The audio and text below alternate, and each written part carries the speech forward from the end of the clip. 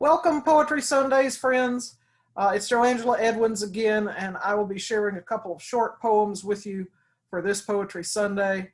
One thing that I've noticed sort of in my own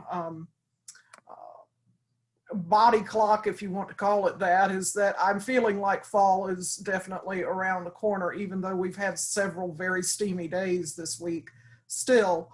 But here and there you get cooler moments like this morning, and you get some cloudy days which may not be so cheerful, but give us a hint that fall is coming.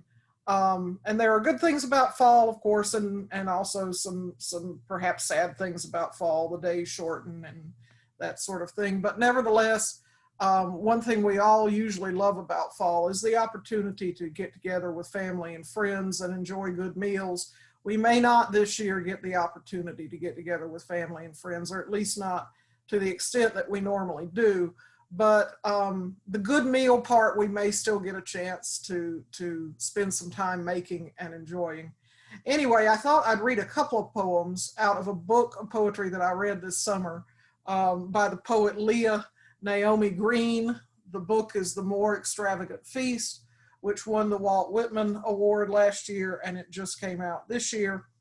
A lot of these poems are very imaginative and emotionally evocative. The imagery sort of jumps around in places that you don't necessarily expect it to go, which is always really interesting.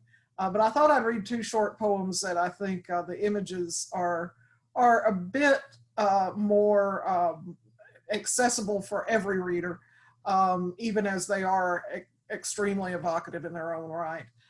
They appear back to back in the collection. And the first poem that I'm going to read for you is called Carrot.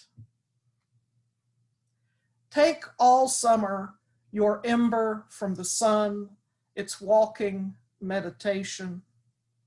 Store it in small vaults of light to keep the rest of us when winter seals around each day.